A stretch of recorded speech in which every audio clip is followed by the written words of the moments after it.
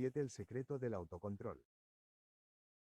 En 1971, cuando la guerra de Vietnam iniciaba su 17 grados año, los congresistas Robert Steele de Connecticut y Morgan Murphy de Illinois hicieron un descubrimiento que sorprendió al público estadounidense.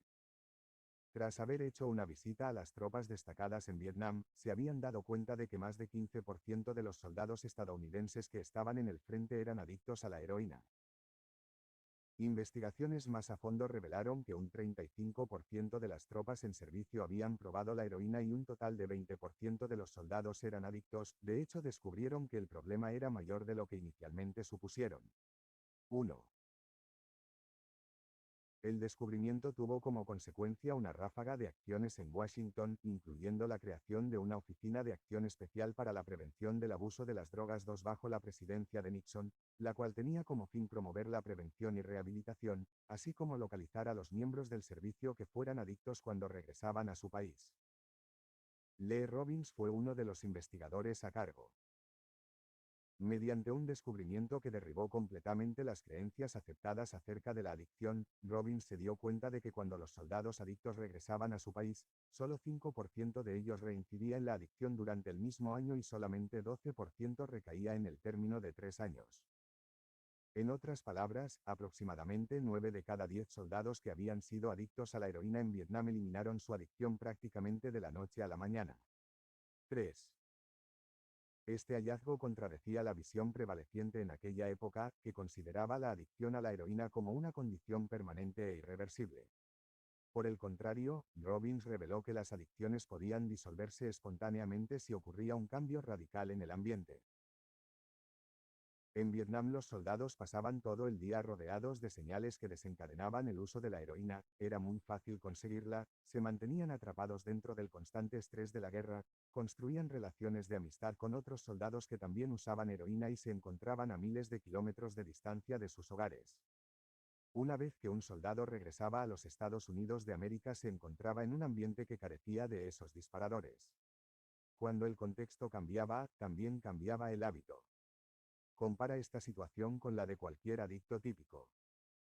La persona se hace adicta en casa o con amigos, después va a una clínica a desintoxicarse, la clínica carece de las señales ambientales que estimulan su hábito, luego regresa a su antiguo vecindario donde encuentra todas las señales que previamente causaron su adicción. No es una sorpresa encontrarse con estadísticas que son exactamente opuestas a las del estudio de Vietnam. Por lo regular, un 90% de los usuarios de heroína sufren recaídas una vez que regresan a casa después de haber ido a un centro de rehabilitación. 4. Los estudios de Vietnam van en contra de la mayoría de las creencias culturales acerca de los malos hábitos porque desafía la creencia convencional que asocia una conducta poco saludable con una debilidad moral. Si tienes sobrepeso, si eres fumador o adicto, seguramente te habrán dicho durante toda la vida que ello se debe a tu falta de autocontrol, quizá incluso te han dicho que eres una mala persona. La idea de que un poco de disciplina resolvería todos tus problemas está profundamente enraizada en nuestra cultura. Investigaciones recientes, sin embargo, muestran algo distinto. Cuando los científicos analizan a las personas que aparentemente tienen un enorme autocontrol, resulta que esos individuos no son para nada distintos a las personas que tienen que luchar por autocontrolarse. Por el contrario, las personas disciplinadas son mejores para estructurar sus vidas de tal forma que no requieren un poder de voluntad y un autocontrol heroicos. 5. En otras palabras, pasan menos tiempo en situaciones que son tentadoras. Las personas con el mejor autocontrol son las que, por lo regular, menos tienen que usarlo. Es más fácil poner en práctica tu autodominio cuando no tienes que usarlo muy frecuentemente. 6. Así que, efectivamente, la perseverancia, el valor y la fuerza de voluntad son esenciales para el éxito, pero la manera de mejorar estas cualidades no consiste en desear ser una persona más disciplinada, sino en crear un ambiente más disciplinado. Esta idea contradictoria adquiere más sentido una vez que entiendes lo que sucede cuando un hábito se forma en el cerebro. Un hábito que se ha codificado en la mente está listo para ser usado en cualquier momento que una situación relevante se presenta. 7. Cuando Patty Olwell, una terapeuta de Austin, Texas, empezó a fumar, frecuentemente encendía un cigarro cuando montaba a caballo con una amiga. Finalmente consiguió dejar de fumar y lo evitó por años. También había dejado de montar. Décadas después, se subió a un caballo nuevamente y se dio cuenta de que anhelaba un cigarro por primera vez en muchos años. Las señales aún estaban internalizadas, pero simplemente ella no se había expuesto a esas señales durante muchos años. 8. Una vez que un hábito se ha codificado, la urgencia de actuar aparece siempre que las señales del ambiente se presentan de nuevo. Esta es una de las razones por las que las técnicas para cambiar la conducta fracasan. Avergonzar a las personas obesas con presentaciones de pérdida de peso puede provocarles tensión. Como resultado, muchas personas retornan a su estrategia favorita para afrontar los problemas: comer en exceso. 9. Mostrar a fumadores imágenes de pulmones ennegrecidos conduce a mayores niveles de ansiedad, lo cual tiene como consecuencia que muchas personas fumen. 10. Si no tienes cuidado con las señales, puedes estar causando el comportamiento que quieres eliminar. Los malos hábitos son autocatalíticos, el proceso se alimenta a sí mismo. Acogen los sentimientos que quieren adormecer. Te sientes mal, así que comes comida chatarra. Como comes comida chatarra, te sientes mal. Ver la televisión te hace sentir perezoso, así que ves aún más televisión porque no tienes la energía de hacer nada más. Preocuparte por tu salud te hace sentir ansioso, lo cual provoca que fumes por ansiedad, lo cual hace que tu salud se deteriore aún más y pronto te sientas más ansioso. Es una espiral en descenso, un tren de malos hábitos. Los investigadores se refieren a este fenómeno como deseo inducido por señales. Un disparador externo causa un anhelo compulsivo de repetir un mal hábito. Una vez que te das cuenta de algo, empiezas a desearlo. Este proceso está sucediendo todo el tiempo, muchas veces sin que nos demos cuenta. Los científicos han descubierto que mostrar a los adictos una imagen de la cocaína durante solamente 33 microsegundos estimula el deseo de alcanzar la recompensa en el cerebro. 11. Esta velocidad es demasiado rápida para que el cerebro pueda registrarla conscientemente. Los adictos no logran siquiera decir lo que acaban de ver, sin embargo desean la droga de todas maneras. La frase clave es: puedes eliminar un hábito, pero probablemente no lograrás olvidarlo.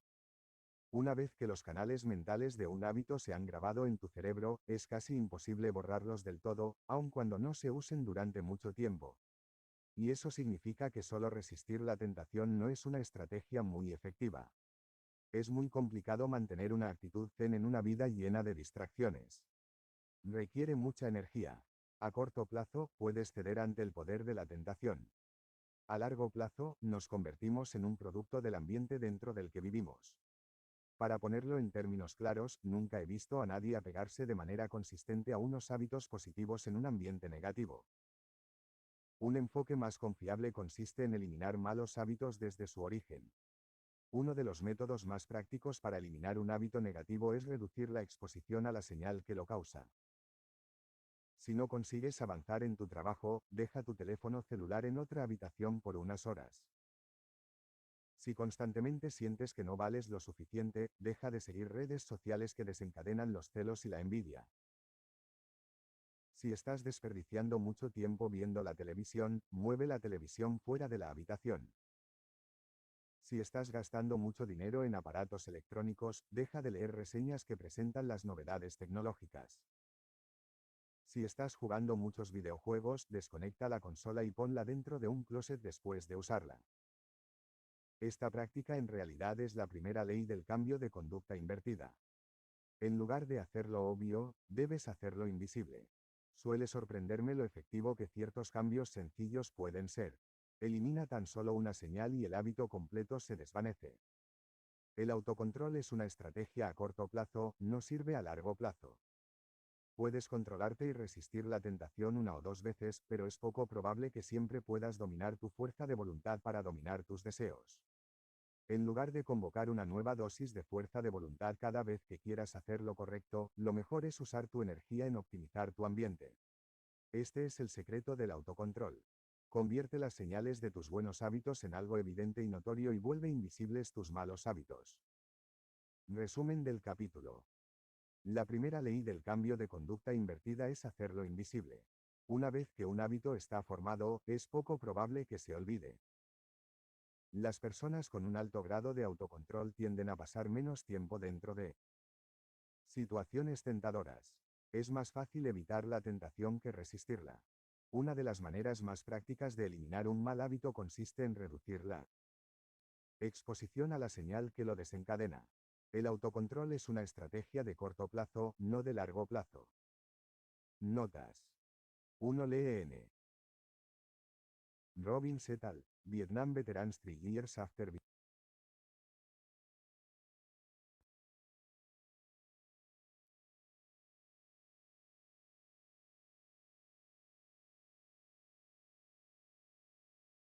Cómo crear buenos hábitos. Primera ley. Hacerlo obvio. 1,1 Llena el registro de hábitos. Escribe tus hábitos actuales y hazte consciente de ellos. 1,2 Usa la estrategia de intención de implementación. Yo haré conducta a. Hora, en, lugar. 1,3 Usa la estrategia de acumulación de hábitos. Después de hábito actual, yo haré nuevo hábito. 1,4 Diseña tu ambiente. Vuelve evidentes y obvias las señales de los hábitos positivos. Segunda ley. Hacerlo atractivo. Tercera ley. Hacerlo sencillo. Cuarta ley. Hacerlo satisfactorio. Cómo eliminar malos hábitos. Inversión de la primera ley. Hacerlo invisible. 1,5 Reduce la exposición. Elimina de tu ambiente las señales que causan tus hábitos negativos. Inversión de la segunda ley. Hacerlo poco atractivo. Inversión de la tercera ley. Hacerlo difícil. Inversión de la cuarta ley. Hacerlo insatisfactorio. Puedes bajar e imprimir una versión de esta tabla en atomichabits.com/cheat sheet. Segunda ley. Hacerlo atractivo. 8 Cómo lograr que un hábito sea irresistible.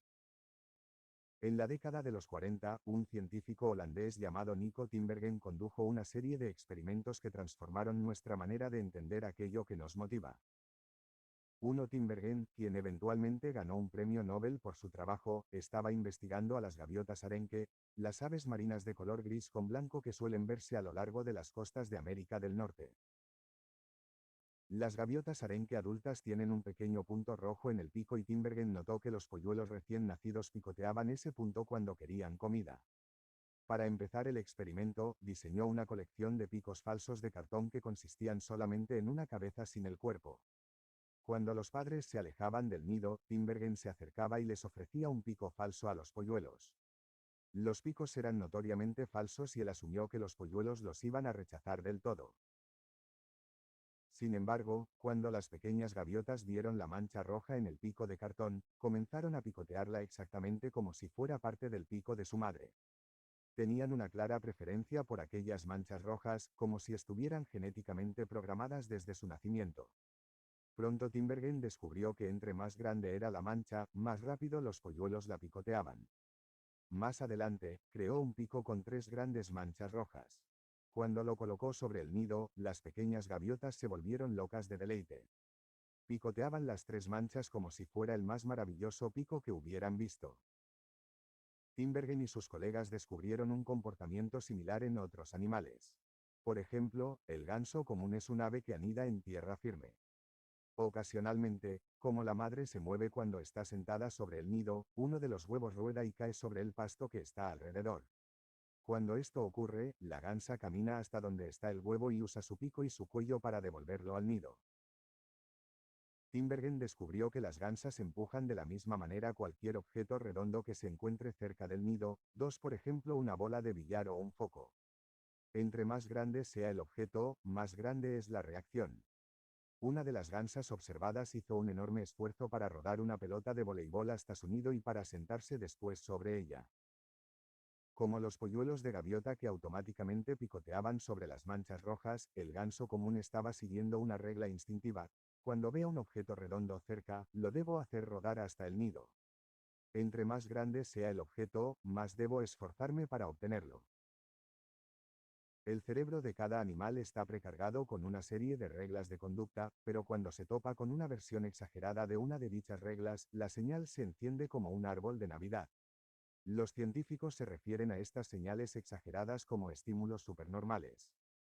Un estímulo supernormal es una versión intensificada de la realidad, como un pico con 3 manchas rojas o un huevo del tamaño de una pelota de voleibol, que suscita una respuesta más fuerte que la respuesta normal. Los humanos también somos proclives a caer presas de las versiones exageradas de la realidad. La comida chatarra, por ejemplo, conduce a nuestros sistemas de recompensa a un frenesí. Después de pasar cientos de miles de años cazando y recolectando comida en la naturaleza, el cerebro humano ha evolucionado hasta darle un valor muy elevado a los alimentos que contienen sal, azúcar y grasa.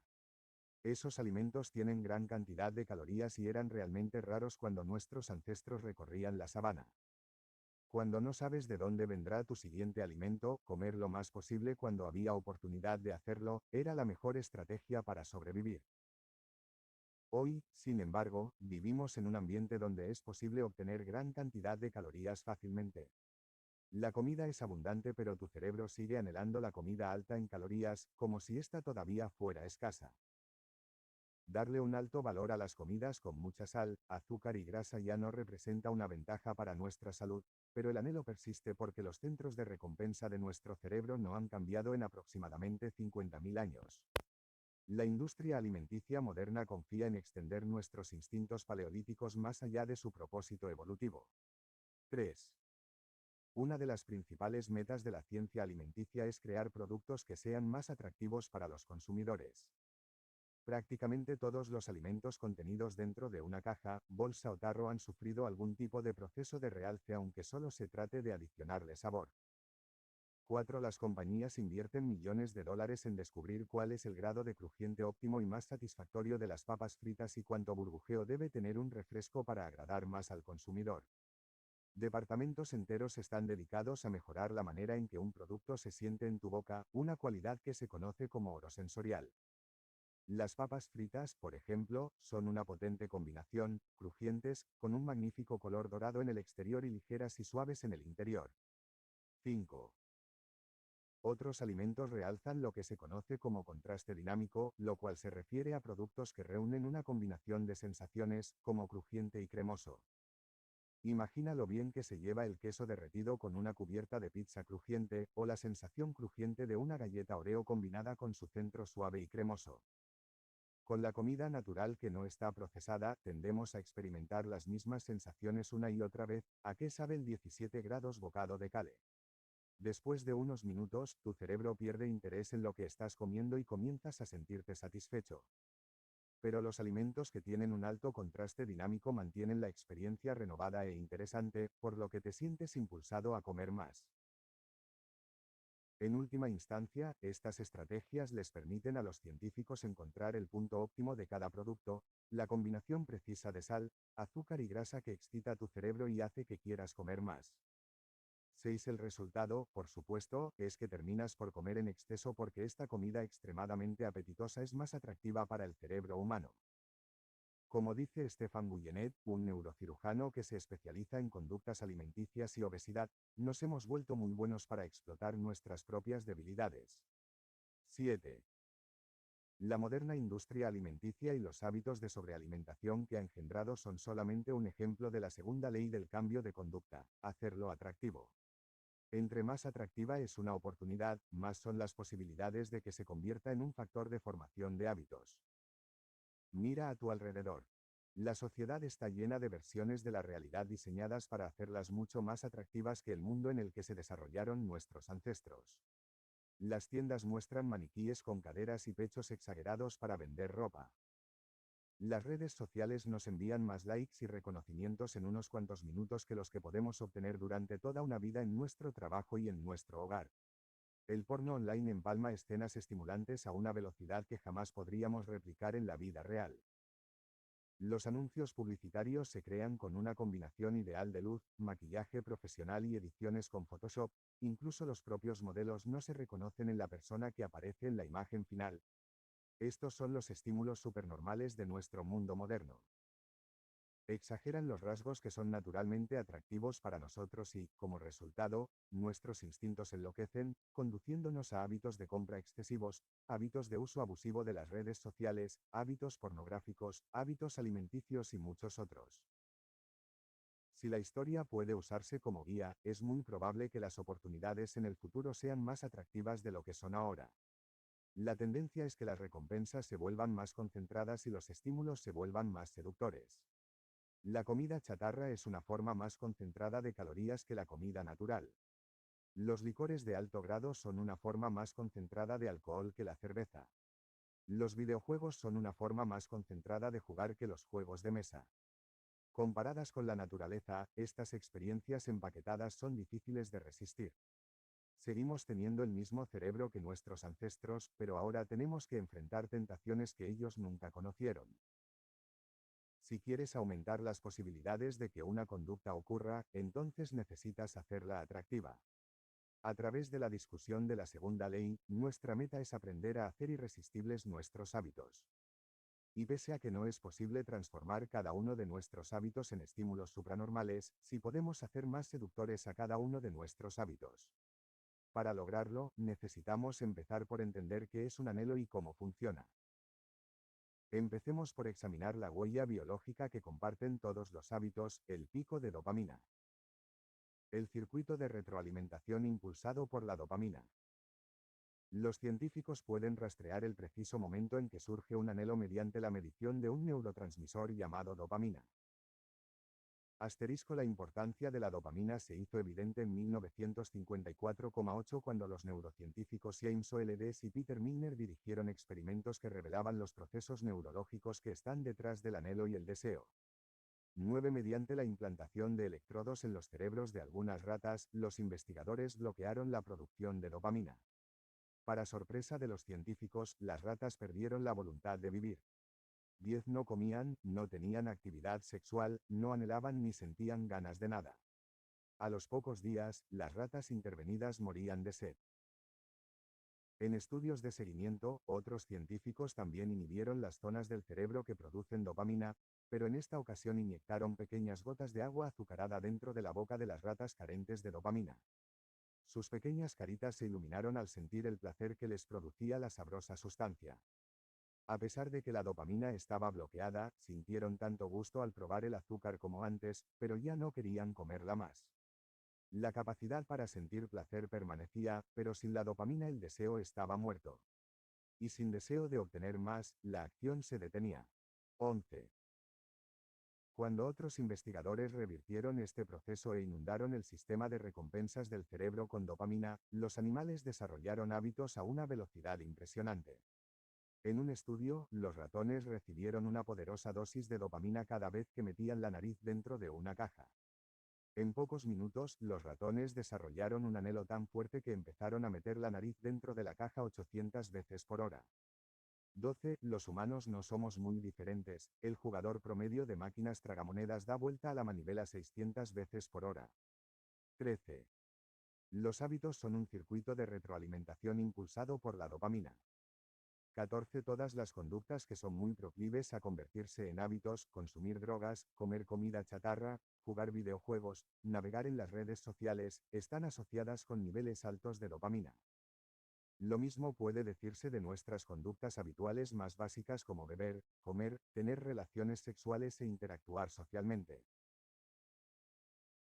Por años, los científicos asumieron que la dopamina solo estaba relacionada con el placer, pero ahora sabemos que desempeña un papel central en muchos procesos neurológicos, incluyendo la motivación, el aprendizaje y la memoria, el castigo y la aversión, así como los movimientos voluntarios.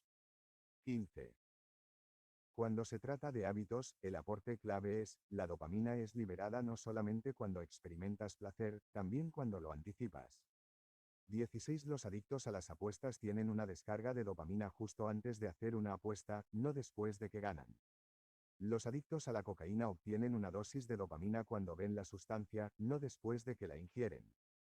Siempre que puedes predecir que una oportunidad se convertirá en recompensa, tus niveles de dopamina alcanzan un grado máximo debido a la anticipación. Y cuando la dopamina se eleva, lo mismo ocurre con tu motivación para actuar. 17. Es la anticipación de la recompensa, no su obtención, lo que hace que nos pongamos en acción. El pico de dopamina.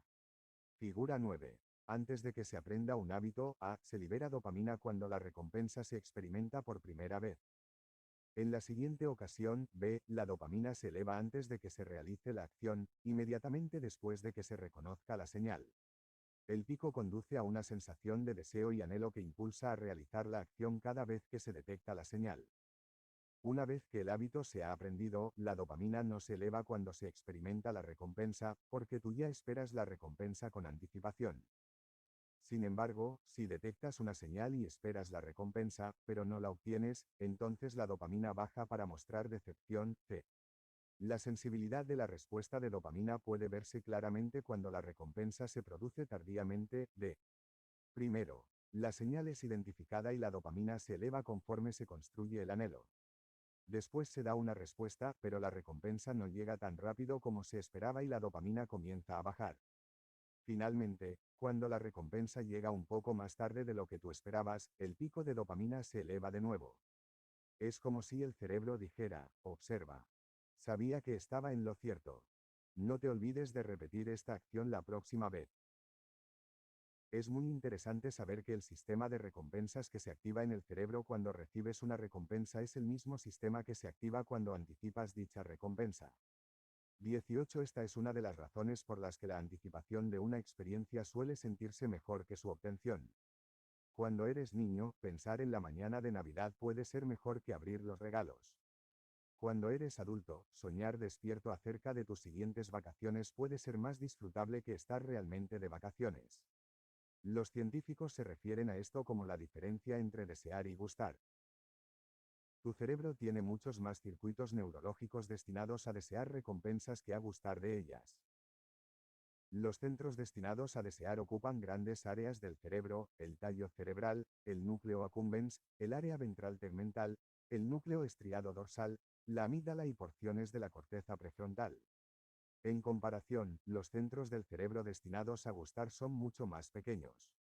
Usualmente se les llama centros hedónicos y están distribuidos como pequeñas islas en todo el cerebro.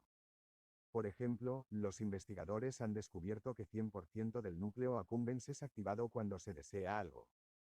19. Por otra parte, solamente el 10% de la estructura se activa cuando nos gusta algo.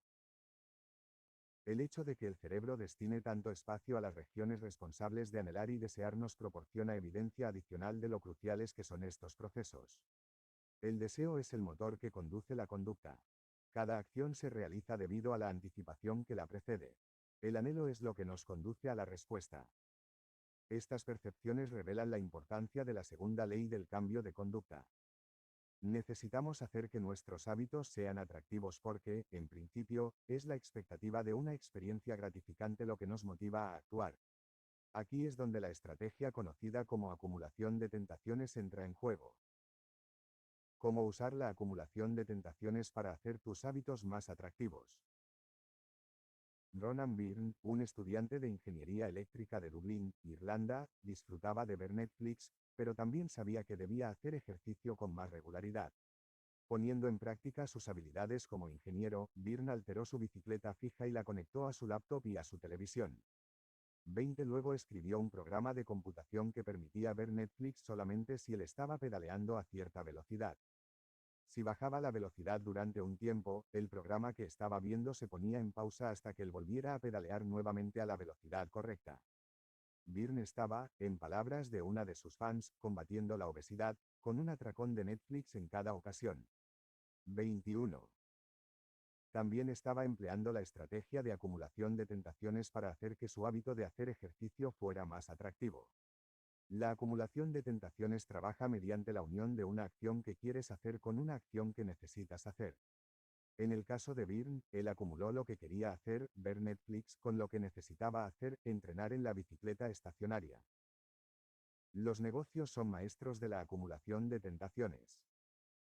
Por ejemplo, cuando la American Broadcasting Company, compañía americana de televisión, mejor conocida como ABC, lanzó su horario de programación para los jueves en la noche de la temporada 2014-2015, promovió la estrategia de acumulación de tentaciones a escala masiva. Cada jueves, la compañía transmitía de forma consecutiva 3 series de televisión creadas por la guionista Sonda Rhimes: Anatomía de Grey, Grey's Anatomy, Escándalo, Scandal, y Lecciones del Crimen, How to Get Away with Murder. Anunciaban la transmisión como TGIT on ABC, gracias a Dios que es jueves en ABC. Además de promover los programas, ABC animaba a los televidentes a prepararse palomitas, beber una copa de vino y disfrutar de la velada. Andrew Kubitz, jefe de programación de ABC, describió la idea detrás de la campaña. Vemos la noche del jueves como una oportunidad para que los televidentes, ya sea que se trate de parejas o de mujeres solas, se sienten, se relajen y escapen mientras se divierten y se toman una copa de vino con palomitas. 22. Lo brillante de esta estrategia es que la ABC estaba asociando algo que ellos necesitaban que los televidentes hicieran, ver sus programas con actividades que los televidentes ya querían hacer, relajarse, tomar una copa de vino y comer palomitas. Con el tiempo, la gente comenzó a relacionar el ver ABC con la sensación de estar relajado y entretenido. Si bebes vino tinto y comes palomitas a las 8 de la noche todos los jueves, finalmente los jueves a las 8 acaban por ser sinónimo de relajación y entretenimiento. La recompensa se asocia con la señal y el hábito de encender la televisión se vuelve más atractivo. Es más fácil que encuentres una conducta atractiva si puedes hacer tu actividad favorita al mismo tiempo. Tal vez te guste escuchar los más recientes chismes de celebridades, pero tienes que ponerte en forma. Usando la estrategia de acumulación de tentaciones, podrías leer los tabloides y ver los programas sobre celebridades solamente cuando vayas al gimnasio. Quizá quieres hacerte una pedicura, pero también tienes que revisar tu bandeja de correos electrónicos. Solución. Ve a que te hagan la pedicura y mientras la hacen aprovecha para actualizar tu bandeja de correos electrónicos. La acumulación de tentaciones es una manera de aplicar una teoría psicológica conocida como el principio de Premack. Llamada así debido al trabajo del profesor David Premack, el principio afirma que las conductas más probables reforzarán las conductas menos probables. 23. En otras palabras, aun si realmente no quieres procesar tus correos electrónicos atrasados, empezarás a estar condicionada a hacerlos y ello significa que al mismo tiempo vas a hacer algo que realmente te gusta mucho. Puedes incluso combinar la acumulación de tentaciones con la acumulación de hábitos de la que hablamos en el capítulo 5 para crear una serie de reglas que guíen tu conducta. La fórmula de la acumulación de hábitos más la acumulación de tentaciones es 1. Después de hábito actual, yo haré hábito que necesito. 2. Después de hábito que necesito, yo haré hábito que quiero. Si quieres leer las noticias, pero necesitas expresar más gratitud. 1. Después de tomar mi café por la mañana, mencionaré una cosa que sucedió el día anterior y por la cual estoy muy agradecido, lo que necesito. 2. Después de dar gracias por lo que sucedió, voy a leer los periódicos, lo que quiero. Si quieres ver deportes, pero necesitas hacer llamadas de ventas. 1. Después de regresar de comer, llamaré a 3 clientes potenciales, lo que necesito. 2. Después de llamar a 3 clientes potenciales, veré lo que se transmite en el canal deportivo, lo que quiero. Si quieres revisar tu cuenta de Facebook, pero necesitas hacer más ejercicio. 1. Después de sacar mi teléfono, haré 10 burpees, lo que necesito. 2. Después de hacer 10 burpees, revisaré mi cuenta de Facebook, lo que quiero. La esperanza es que finalmente sientas deseos de llamar a 3 clientes o de hacer 10 burpees, porque sabes que cuando hayas concluido, podrás ver los programas deportivos que te gustan o revisar tu cuenta de Facebook. Hacer lo que necesitas hacer significa que tendrás la oportunidad de hacer lo que te gusta. Empezamos este capítulo discutiendo los estímulos supernormales, los cuales son versiones aumentadas de la realidad que incrementan nuestro deseo de realizar acciones. La acumulación de tentaciones es una manera de crear una versión aumentada de cualquier hábito mediante su conexión con algo que tú quieres hacer. Diseñar un hábito realmente irresistible es una tarea difícil, pero esta estrategia sencilla se puede emplear para hacer que cualquier hábito se vuelva más atractivo de lo que sería de otra manera. Resumen del capítulo. La segunda ley del cambio de conducta es hacerlo atractivo. Entre más atractiva sea una oportunidad, existen más probabilidades de que produzca la formación de nuevos hábitos. Los hábitos son un circuito de retroalimentación conducido por la dopamina. Cuando la dopamina se incrementa, lo mismo ocurre con la motivación para actuar. La anticipación de la recompensa, no su obtención, es lo que nos pone en acción. Entre mayor es la anticipación, mayor es el pico de dopamina. La acumulación de tentaciones es una de las formas de hacer que tus hábitos sean más atractivos. La estrategia consiste en integrar una acción que quieras hacer con una acción que necesites hacer.